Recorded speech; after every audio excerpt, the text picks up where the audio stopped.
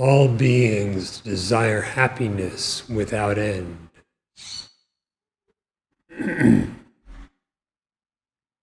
Because it is without end, and because the body is of a transient nature,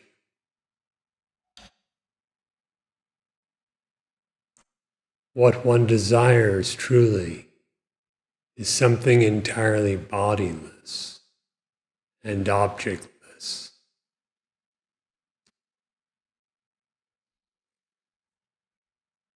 This is experience, as Bhagavan explains, in deep dreamless sleep.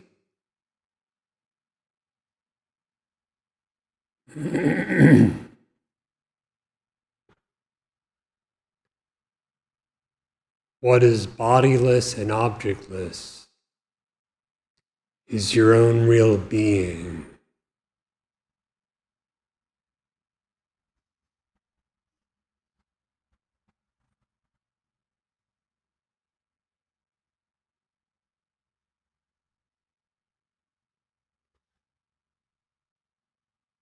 You never desire an object for its own sake,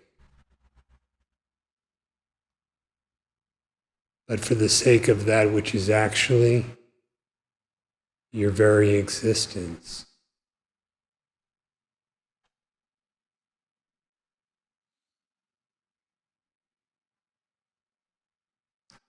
Being, though, is already itself. So how can it desire itself?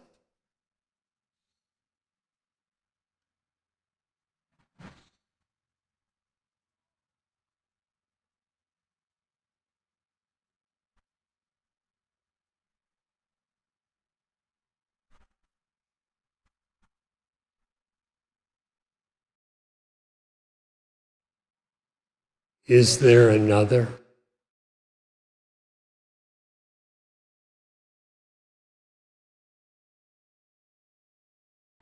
It is in the subsidence of another, that is the ego,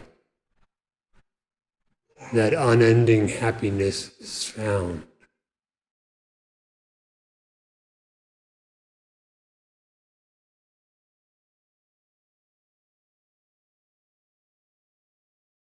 So, seek that which is bodiless, objectless, and egoless.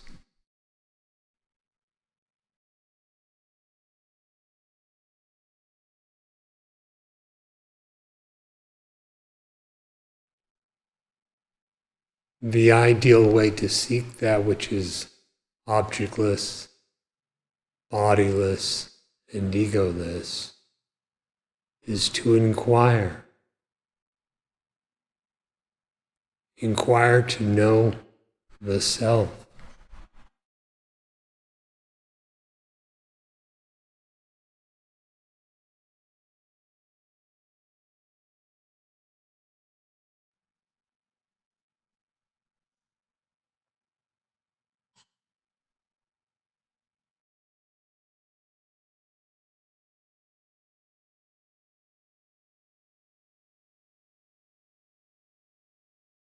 The body cannot inquire, it is inert.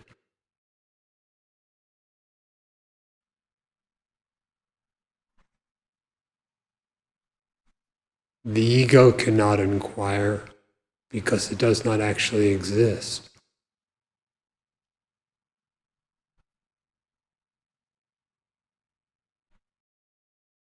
Who inquires?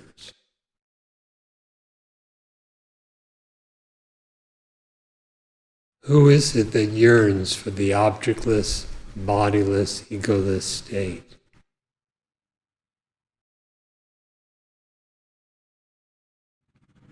Just this inquiry reveals the truth.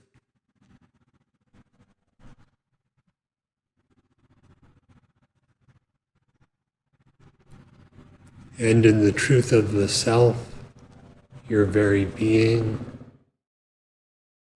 is happiness without cause and without an end.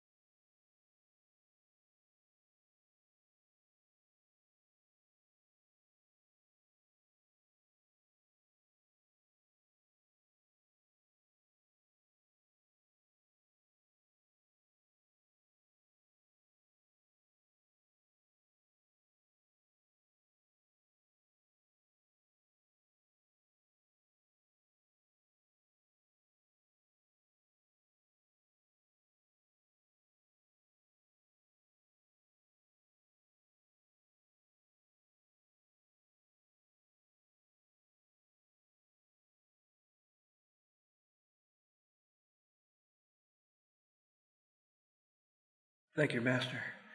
I might suggest a quick observation, but then I wanted to ask for more illumination on a couple of parables found in the spiritual literature. But the quick observation would be that memory tells me that whenever one is caught up in happiness, it produces less sense of the body in every case, rather than more sense of the body. So that the word for standing outside the body, ecstasy, is sort of the extreme example of it. It never produces a more intense body identification, just an ordinary waking dream life. So it seems a very clear indication. One of the parables that I always liked was one of those elephant analogies, and in this one, the cruel ego master tormenting the elephant at one point falls off. And the elephant unwisely fails to, and this is a little violent in the analogy, fails to finally trample the cruel master. And the cruel master sweet talks his way back on, and the elephant is controlled again and back where he started. And the point seems to be that if you can dislodge the ego, finish the job once and for all. A little example I can think of is if the mind feels like it's moving in a more sattvic direction and there's a sense of being more centered, there can be this unspoken assumption like, oh, okay, now the mind can be trusted because here it is, it's all sattvic and everything. But it can swing one way or the other to dullness or agitation before you know it, and the wiser thing would have been, like the elephant, to disown it completely, not to just take the sweet talk as an assurance.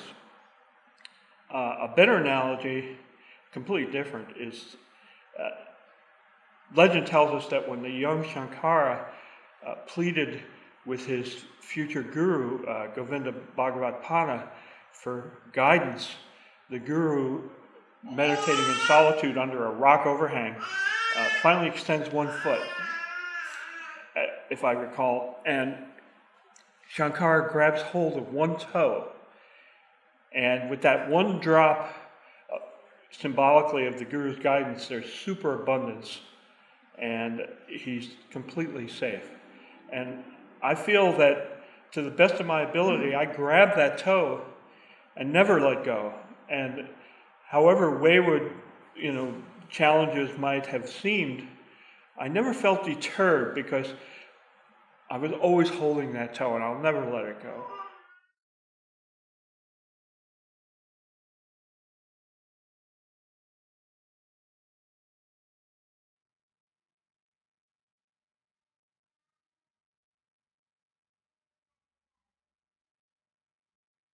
If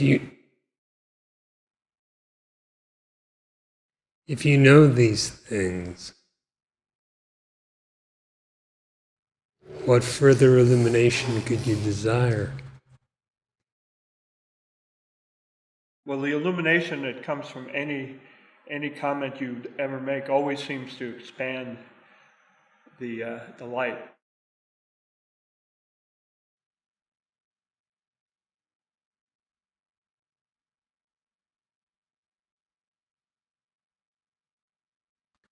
The light of your own consciousness is infinite.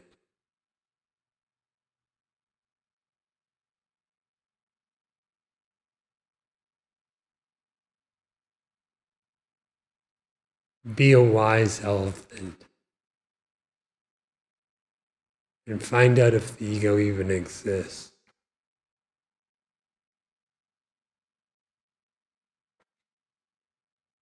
As for the mind, what is its nature? This is inquired into. There are no more troubles with the mind.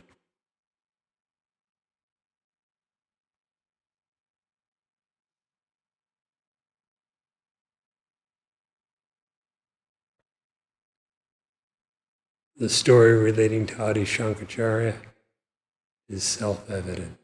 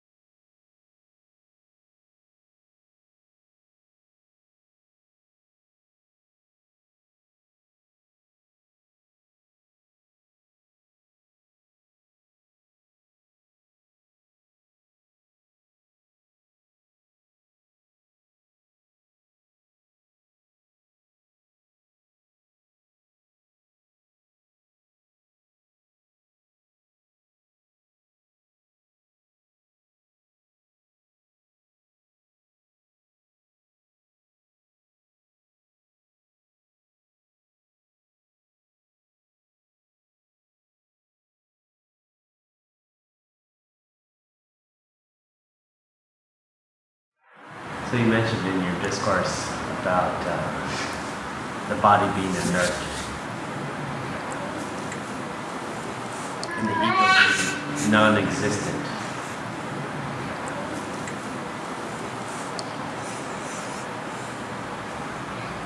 But self-inquiry, also, as you kind of mentioned before, once it's done, it seems like, or we're leading up to self-inquiry. It's because that discovery probably is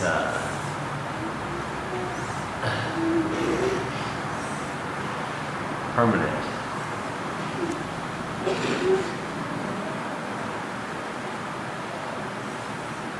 But it seems like there's imagined self-inquiry, which obviously isn't it. That doesn't come from the self.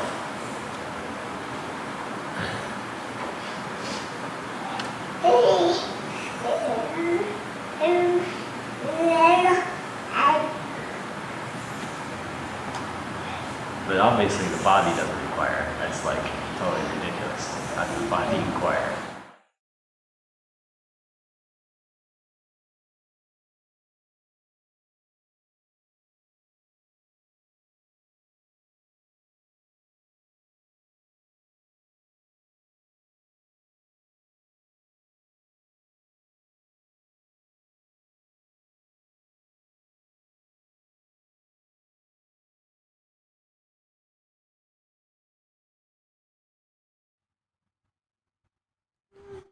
Inquiry consists of non-objective knowledge. Non-objective knowledge is neither perceptual nor conceptual.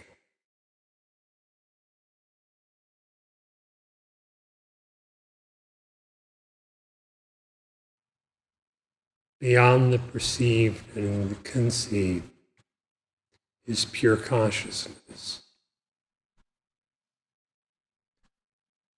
Consciousness constitutes the knowledge.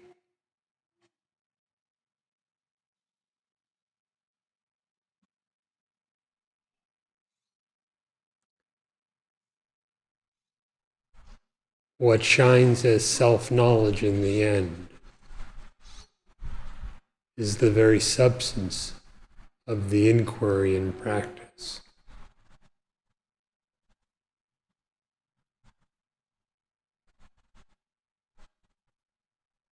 The end is the means to itself.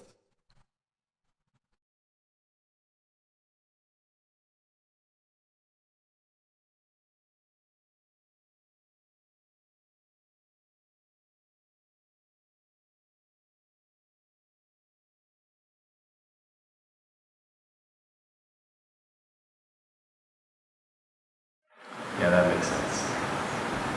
Seems like that it can't be foreign to me. In other words, if it's a self, it has to be present right now. It would be like I have to go somewhere for it. In a sense, yeah. And the tools that I'm using, that discrimination has to be from that same source, so that makes sense. The means and the end must match each other.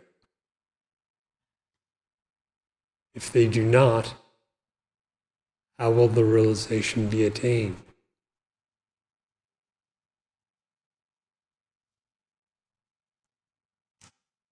If they are, the imaginary gap, the chasm apparent between yourself and the self, dissolves.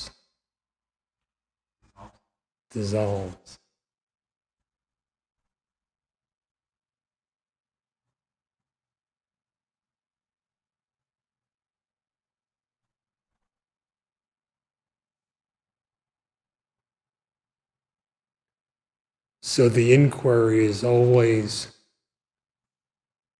into the nature of the inquirer.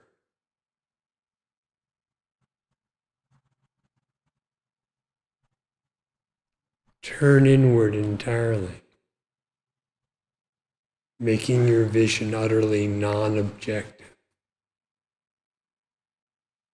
You are not an object. The self can never be a known or unknown object.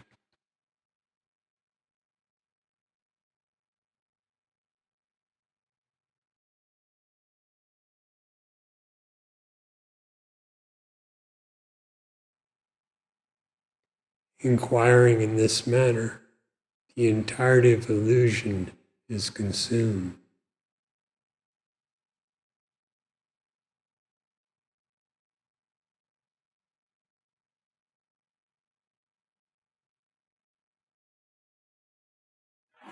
Yeah, it's amazing how, and as you mentioned in your discourse, that ego is assumed. And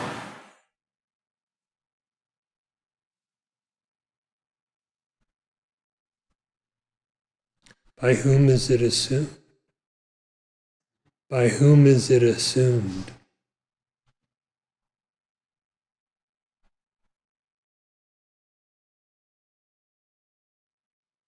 Can it assume itself?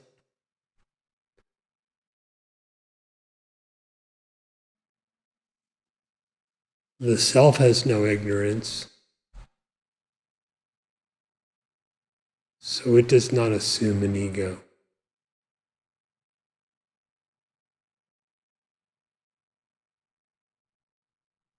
There is not a second or another consciousness other than the consciousness of the self.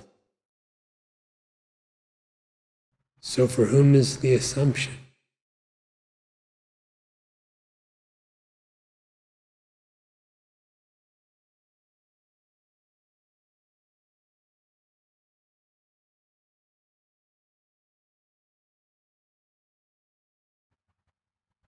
In this way, pursue the spiritual instruction and practice accordingly. When something is stated, such as the ego is assumed, it never should be mistaken to mean There's a real ego that is assumed. The intention behind the instruction, the significance of it, is that there's no such thing as an ego.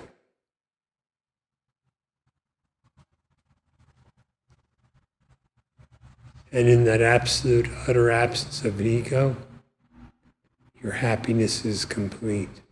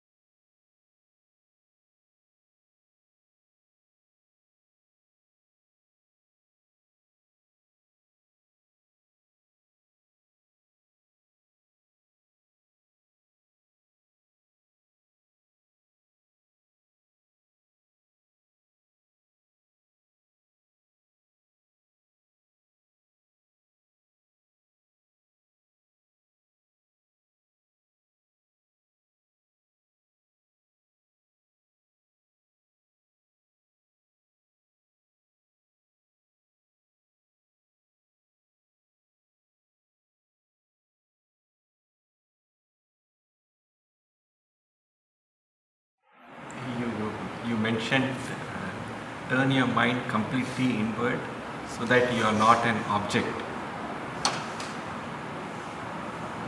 So when in outward thinking, I take my individual as an so not assuming the ego, not thinking yourself as an individual, that is not taking yourself an object. Is that?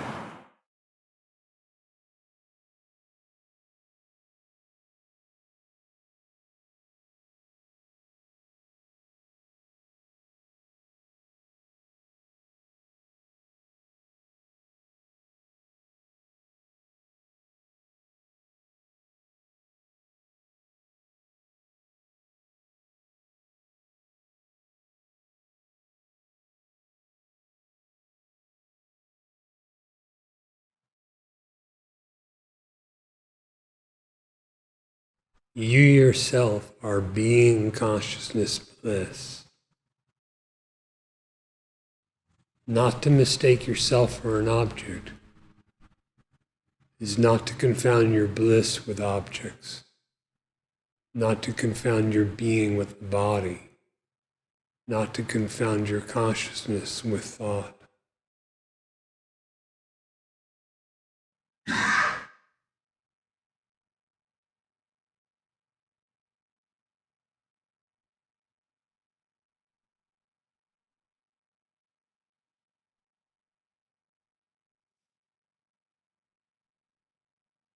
worldless and egoless, without this, without I. Your own nature stands self-revealed, resplendent, and perfectly full.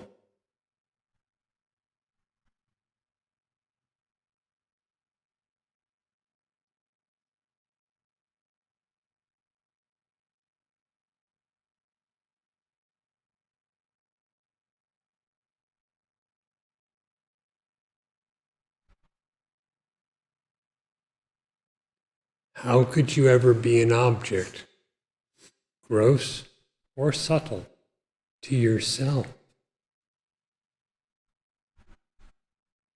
If you seek the self as an object, it will seem elusive, always slipping out of your grasp. If you make your vision non-objective, truly inquiring to know within yourself, who am I?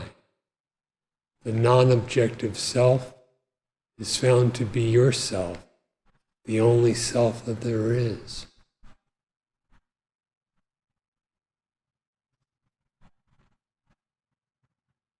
That is Brahman, and that alone is what you are.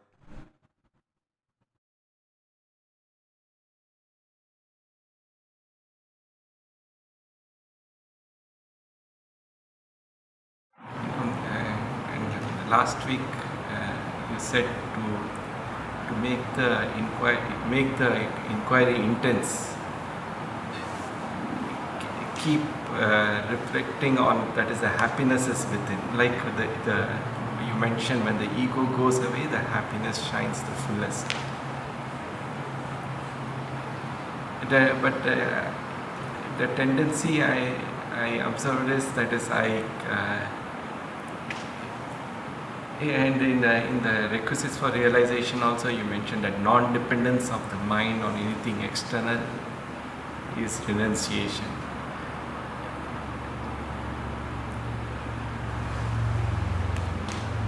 I could understand that is when the mind is fully absorbed in inquiry, all these concerns or anything will. Right now, my mind goes into the concerns, but in the discourse and all, I understood you. And the happiness, I felt that I have to consume myself in this inquiry. That's right.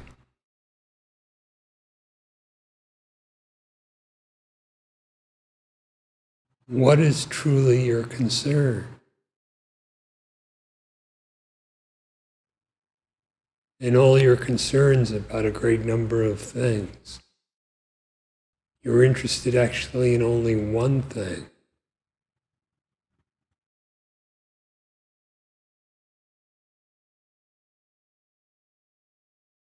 That one thing is actually yourself.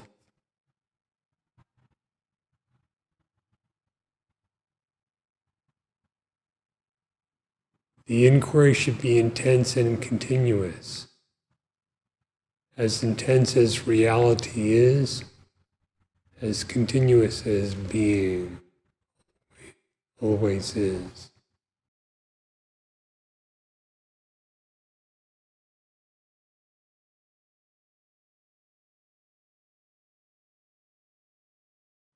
If you want to be at peace and happy always, make the inquiry always.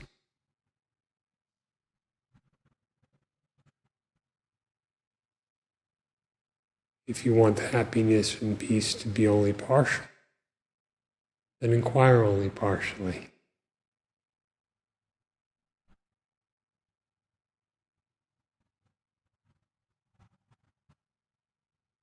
But of course you naturally desire to be happy always. So seek to know the self without a break.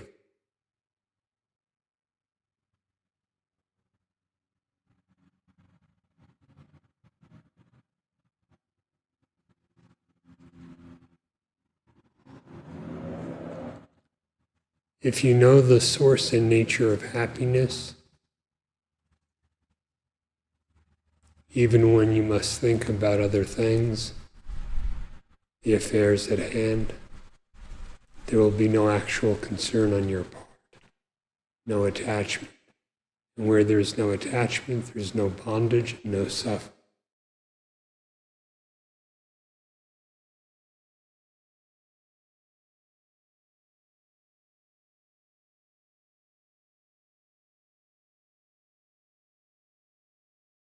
The key is to not give any scope for the ego. So keep inquiring, and so that there is no trace of the ego. That's right.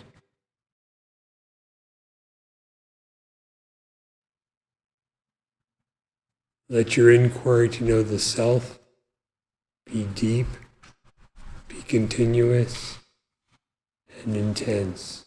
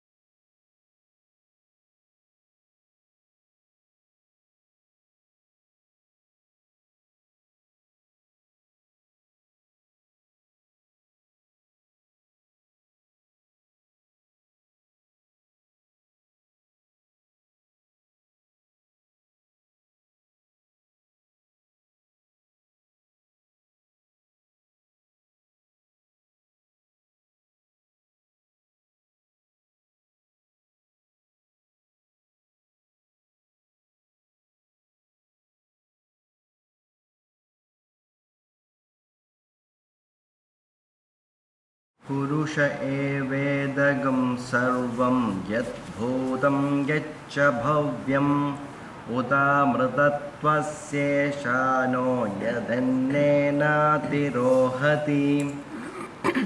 The Purusha alone is all this, what has been and what will be. He is also the Lord of immortality and of whatever grows by food. सर्वतः पाणिपादं तत् सर्वतोक्षिशिरोमुखं सर्वतः श्रुतिमल्लोके सर्वमावृत्य तिष्ठति. His hand and foot are everywhere. His eye, head, and face are everywhere. His ear is everywhere. He abides encompassing all. सर्वेन्द्रियगुणाभासं सर्वेन्द्रियविवर्जितं सर्वस्य प्रभुमीशानं सर्वस्य शरणं बृहत्. Appearing with the attribute of all the senses, it is devoid of all the senses. It is the powerful Lord and ruler of all. It is the great refuge of all. अपाणिपादो जवनो गृहीता पश्यत्यचक्षुः सशृणोत्यकर्णः स वेत्ति वेद्यं न च तस्यास्ति वेत्ता तमाहुरग्र्यं पुरुषं महान्तम्. Grasping without hands, moving swiftly without feet, it sees what without eyes and hears without ears. It knows what is to be known, but no one knows it. They call it the first, the primordial, the Purusha, the great one. अणोरणीयान् Mahato महीयान् आत्मा गुहायां निहितोऽस्य जन्तोः तमक्रतुं पश्यति वीतशोको धातुप्रसादान् महिमानमीशम्. The self, smaller than the small, greater than the great, is hidden in the hearts of creatures here. One who is free from desire sees, existing free from sorrow, by grace, the glory of the Lord. वेदाहमेतं अजरं पुराणं सर्वात्मानं सर्वगतं विभुत्वात् जन्मनिरोधं प्रवदन्ति यस्य ब्रह्मवादिनो हि प्रवदन्ति नित्यम्. I know this undecaying, the ancient one, the self of all, the pervading one, being omnipresent, of which they speak as the annihilation of birth. The expounder of Brahman proclaim him as eternal. य एको वर्णो बहुधा शक्तियोगात् वर्णाननेकान् निहितार्थो दधाति विचैति चान्ते विश्वमादौ च देवः स no बुद्ध्या शुभया संयुनक्तु. The one who is without form, by union with the great mighty Shakti, distributes many forms for his inscrutable purpose, and into whom, its end and beginning, the whole universe dissolves.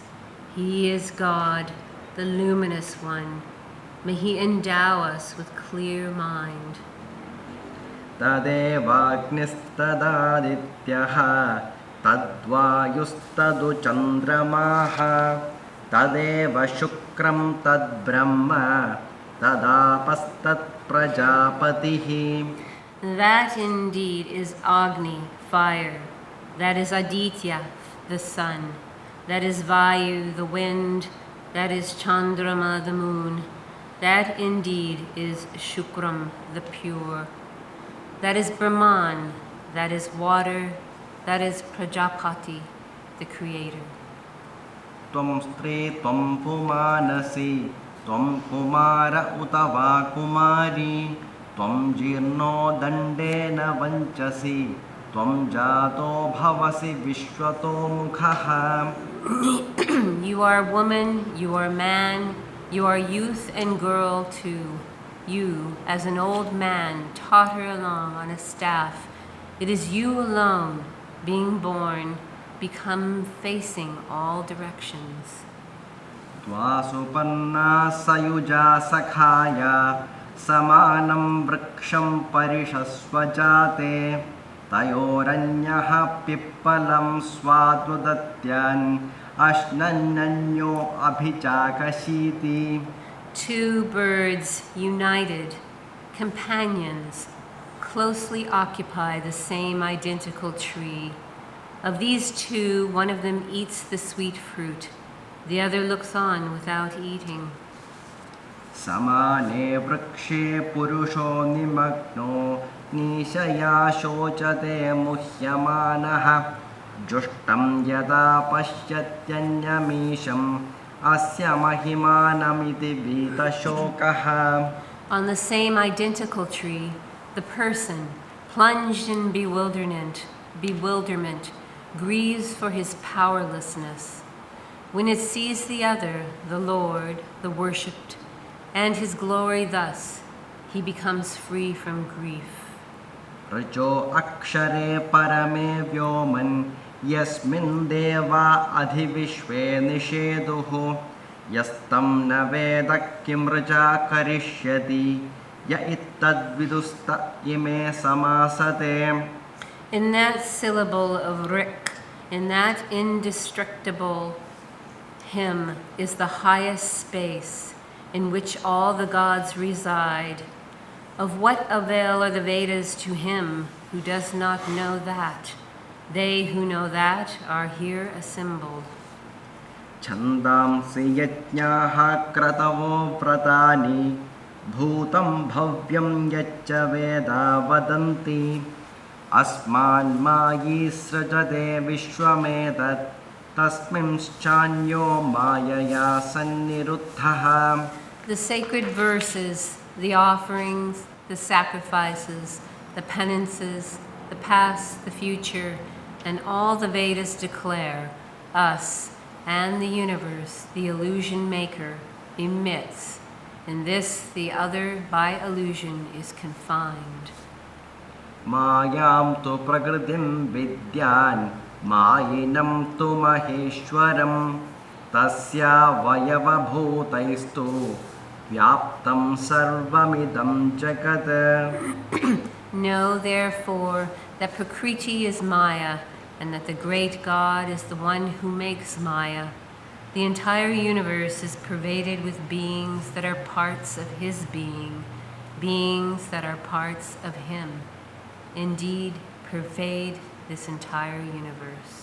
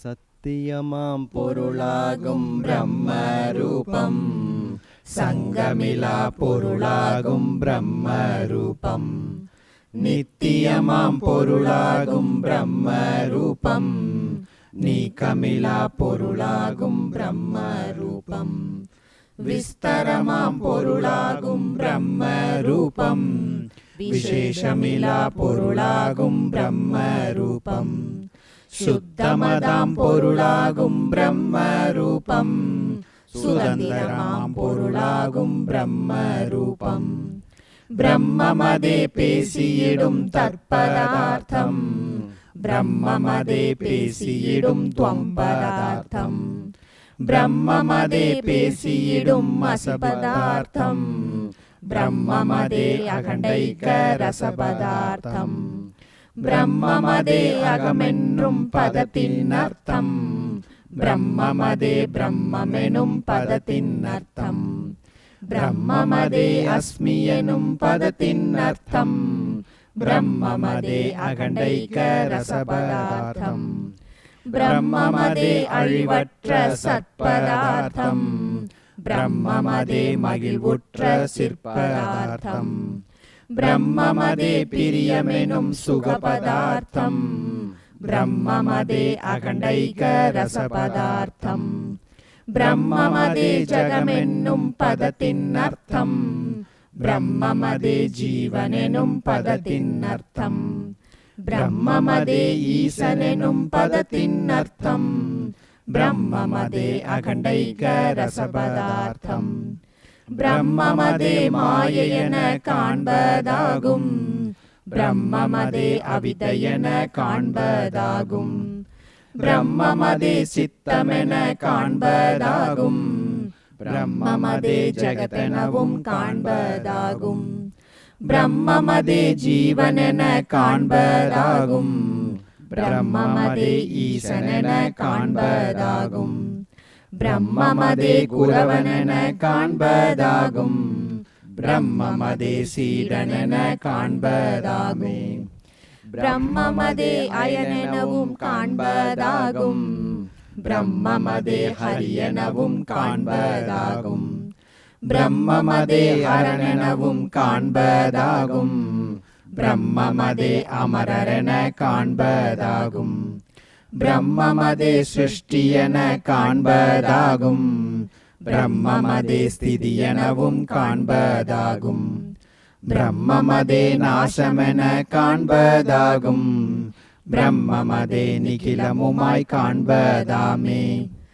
எங்கெங்கே எவ்விதமாய் கண்ட போதும் இதரமென கண்டிடும் அக்காட்சி எல்லாம் அங்கங்கே உள்ள அதிஷ்டானமான அறிவுருவாம் பிரம்மமலாதனியமாகாது. எங்கெங்கே அலை முதலாய் கண்ட போதும் இவையெல்லாம் ஆழியலாதனியமாமோ. அங்கங்கே காண்கின்ற காட்சி எல்லாம் அப்படியே பிரம்மமலாதயலேயாதா. அப்புருவாம் வாரிதியில் தோன்றியாங்கே அடங்கியிடும் அநேகவித அலையும் வந்த அப்புருவே ஆவதனால் மத்தியத்தில் அந்நியமாயாரேனும் கண்டதுண்டோ. சிற்பிரம்ம வாரிதியில் தோன்றியாங்கே சிதைகின்ற ஜகமுதலாம் அலையும் வந்த சிற்பிரம்மமாவதனால் மத்தியத்தில் சிறிதுமயல்லாகாது சத்தியந்தான். மண்ணினிடை காண்கின்ற விகாரமெல்லாம் மருவிய அம்மண்ணையான் நீதி போலும். தன்னிடை காண்கின்ற விகாரமெல்லாம் தங்கியவ தன்னேயா நீதி போலும். விண்ணினிடை காண்கின்ற விகாரமெல்லாம் விரவியவ விண்ணாயா நீதி போலும். திண்ணிய சிற்பிரம்மத்தில் காணா நின்ற ஜெகஜீவ பரங்களெல்லாம் பிரம்மமேயாம். வெருளுடனே தருவினிடை கண்ட கல்லன் வெறிதான தருவேயா நீதி போலும். மருளுடனே சுத்திகையில் கண்ட வெள்ளி மற்றந்த சுத்திகையா நீதி போலும். இருளுடனே ரஜ்ஜுவினில் கண்ட சர்ப்பம் எப்போதும் ரஜ்ஜுவதாம் நீதி போலும். பிரம்மமதில் காண்கின்ற ஜெகஜீவாதி பேதமெல்லாம் எப்பொருளும் பிரம்மமேயாம். அந்நியமாம் ஆரோபம் அனைத்தும் எங்கும் அந்தந்த அதிஷ்டானமாவதே போல் துன்னும் அதிஷ்டான பர பிரம்மத்தின் கண் தோன்றியவாரோபமதாம் சகஜீவாதி. மன்னும் அதிஷ்டான பர பிரம்மம் தானாம் மறைமுடியின் சித்தாந்தம் அனைத்தும் மீதே. அன்ன சிவ அருளிய சித்தாந்த மீதே அறிஞருடை அனுபவ சித்தாந்த மீதே. ஆதலினால் பிரம்மமலாத அணுவும் இல்லை அகிலமுமே எப்போதும் பிரம்ம மாத்திரம். பாதகமாம் வாசனையார் ஜீவன் போலாய் பவக்கடலில் முழுகுவதும் பிரம்ம மாத்திரம். சாதகமாம் வாதனையால் சிரவணாதி சாதனமே பழகுவதும் பிரம்ம மாத்திரம். பேதமிலா வாதனையால் பிரம்மமாகி பீதியற இருப்பதுவும் பிரம்ம மாத்திரம். நித்தியனை மித்திகமாம் கருமம் தன்னை நியமமுடன் செய்வதுவும் பிரம்ம மாத்திரம். மாத்திரமாம் கருமத்தால் சித்த சுத்தி அடைவாக அடைவதுவும் பிரம்ம மாத்திரம். சித்தமதம் சுத்தியோடு சிரவணத்தை செவ்வியதாய் செய்வதுவும் பிரம்ம மாத்திரம். பக்தியுடன் சந்ததமும் மரணம் தன்னை பாங்காக பழகுவதும் பிரம்ம மாத்திரம். எப்போதும் தொடர்பாக தியானம் தன்னை இடையறவே இயற்றுவதும் பிரம்ம மாத்திரம். சர்போத பிரம்மத்தில் பழகா நின்ற சவிகல்ப சமாதியுமே பிரம்ம மாத்திரம். சர்போத சூனியமாம் நிர்விகல்ப சமாதிதனை சார்வதுவும் பிரம்ம மாத்திரம். கல்போல அசைவற்று பிரம்மமாகி கலங்கமர இருப்பதுவும் பிரம்ம மாத்திரம். மாயை முதல் உபாதியினால் நானாவென்றே மயக்கமுற மதிப்பதுவும் பிரம்ம மாத்திரம். நேயபர ஞானத்தால் பிரம்மம் ஒன்றே நிலைத்ததெனும் நிர்ணயமும் பிரம்ம மாத்திரம். ஆயதன அவிதையினால் ஜீவனான் என்று அறியமுற அறிவதுவும் பிரம்ம மாத்திரம். தூய பர வித்தையினால் பரனான் என்றே துவைத்தமர துணிவதுவும் பிரம்ம மாத்திரம். முந்தியதாம் அஞ்ஞானம் பிரம்ம மாத்திரம், முளைத்தவதம் செய்கையுமே பிரம்ம மாத்திரம்.